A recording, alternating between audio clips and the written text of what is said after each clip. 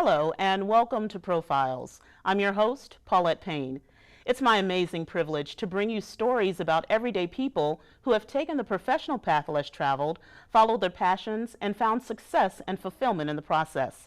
My first guest is a perfect example. He has taken his passion for construction, fused it with modern edgy designs, and created a company that's not only leaving its imprint in Atlanta, but around the world. The kicker? His pieces are made from recycled trash. Joe Manus, the creative genius behind Shiner, joins me to talk about his eco-friendly approach to furniture construction and design.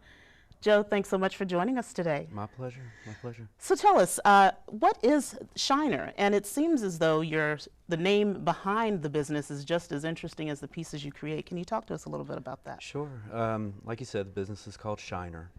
Our brand is a black eye.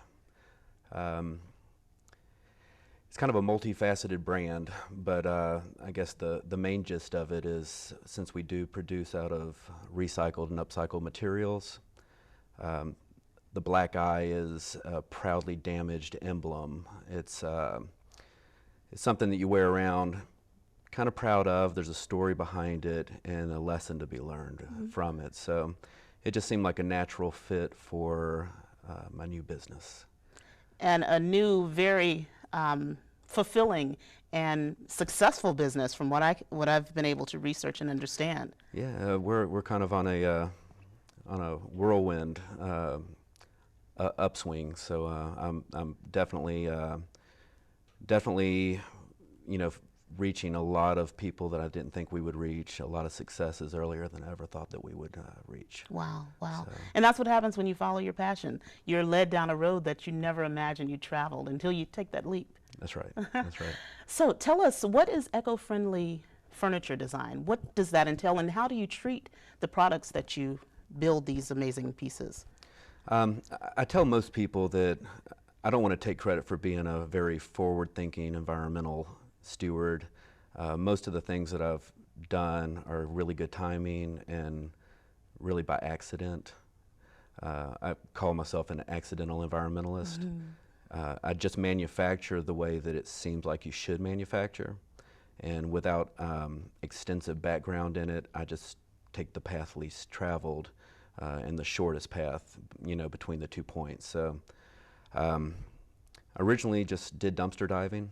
I just pulled stuff that I wanted to make things out of, and out of the trash. And when I launched the business, I launched it on some prototypes I had made on that premise, dumpster diving. And when it turned out a lot of people really liked the products and I was going to have to make a whole lot of the products, I went from dumpster diving to strategic partnerships with waste disposal and a lot of large corporations in the Southeast to get all of their discarded waste materials, which they were glad to give me, and turn them into product. So you literally turn trash into treasure. Yeah, absolutely. We work in a lot of metal, wood, plastic, full gamut of materials. Usually what I do is I look at a plethora of materials that I'm getting my hands on, and then I figure out a product that will come out of that. So I kind of reverse engineer my design according to what I've got to work with. Wow, that is so fascinating. And the pieces that you create, they're not just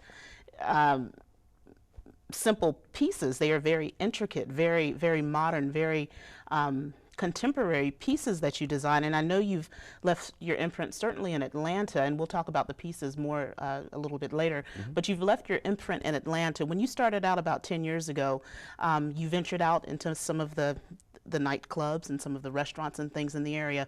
What are some strategic places our viewers may see your imprint? Well, when I started my business, I actually was a commercial contractor. Being a furniture and lighting designer was a dream.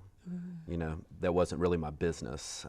Did commercial contracting, nightclubs, and retail stores in the Atlanta area for about 8 years. And it was only 2 years ago that I launched Shiner. So before I was just building one-of-a-kind type of atmospheres. So when I launched Shiner, like I said, 2 years ago, we've picked up. I've had exclusives in Anthropologie and CB2 and a whole lot of retail boutiques and stuff like that. So That is amazing. That is amazing. And I've seen some of your pieces, and they are fascinating. I want to talk about the rocking chair bed. How did you create this bed, and where did the idea come from? yeah, If you can tell us where the idea came oh from. sure, sure. Yeah, the bed is kind of my tour de force. It's the one thing that everybody told me I was crazy to bring into the market, and it's the one thing that I have that kind of soars above the rest as far as the public. Just all over the world, they love this rocking bed, and it's just that, it's a bed that rocks. Wow. Wow.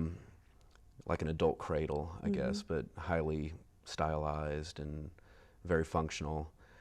It was a very old idea of mine. I basically got the elliptical shape of it from a bent motorcycle rim. I have these little, just sparks that kind of hit you when you see a certain thing, and the design kind of embeds itself, and you draw it out. And I'm fortunate enough to have a background where I actually can execute the ideas instead of just thinking of ideas. I can make them, and so it's something I'd sat on for a very long time before I brought to market. So I launched it about a year ago, and it's just going crazy. We just got awarded an exhibit in Museum of Design and Architecture in Atlanta, and also just this last week was solicited by MoMA, the Museum of Modern Art in New York and at Los Angeles, to have an exhibition, which is amazing. I just wanted to make my goods and peddle them. I didn't expect to get touted for design, but that seems to kind of be coming, which, like you said, following the dream and the passion, you kind of put a lot of yourself that you didn't know was there when you're really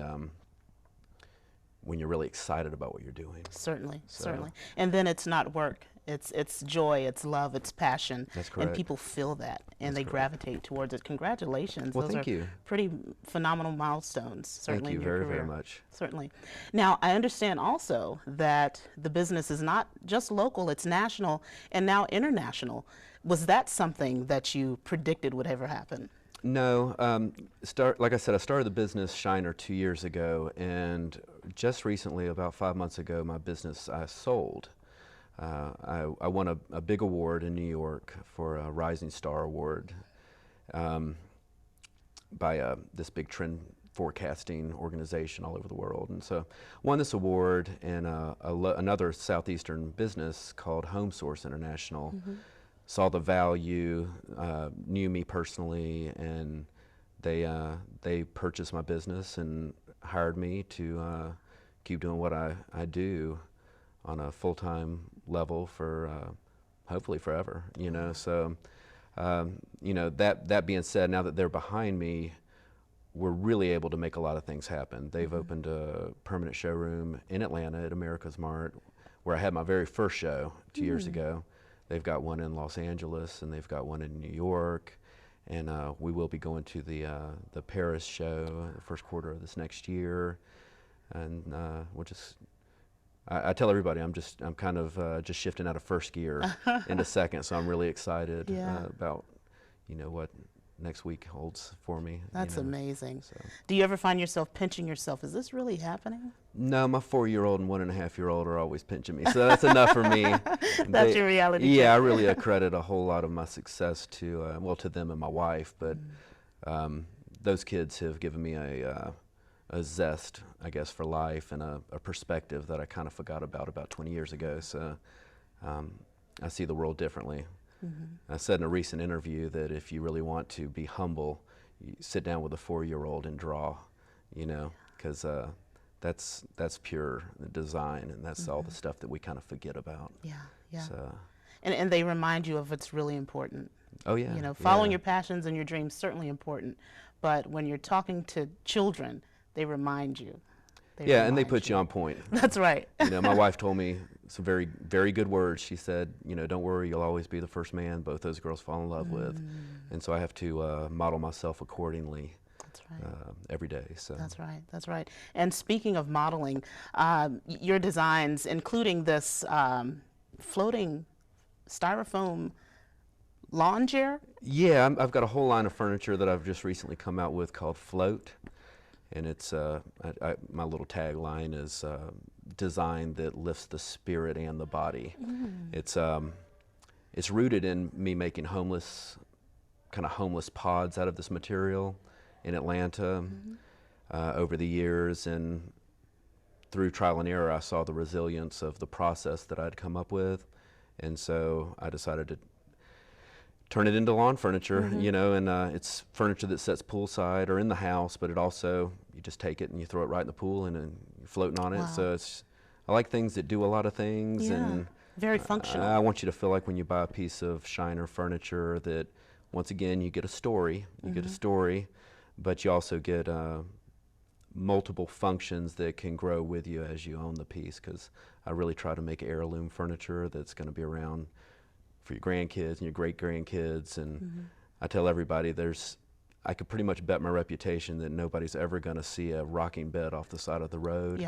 So nobody throws away that, you know. So I expect it to be around for a long time. And just as your pieces will be around for a long time, Joe, I'm sure you and Shiner will be around for that much longer. Well, thank you. I hope so. Certainly, very much so. Certainly, and thank you so much for joining us today. Extreme pleasure. Oh, Extreme and I'm pleasure. excited about your Paris tour. That is phenomenal. Yeah, and I know it'll be a great success. I've never been out of our country, so a lot of doors are opening for me, so I'm very excited. That's right, and many more will open. Thank you so much for joining us today. My pleasure, my pleasure. All right. My pleasure. We'll be right back with more profiles right after these messages. Lafayette, what you doing? I'm not gonna lie, definitely not easy. Hey, whoa. Just gotta get through the day. How do you stop it? Being used to doing something with a cigarette makes it hard doing it without one. If I can relearn to get through my workday without cigarettes, I can relearn anything without cigarettes. Relearn life without cigarettes. Free at becomeanex.org. A new way to think about quitting.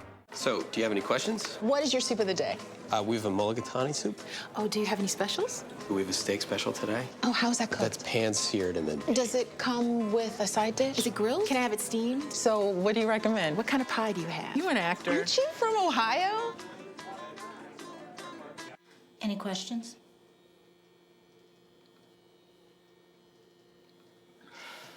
Ask questions. For the 10 questions everyone should know, go to ahrq.gov.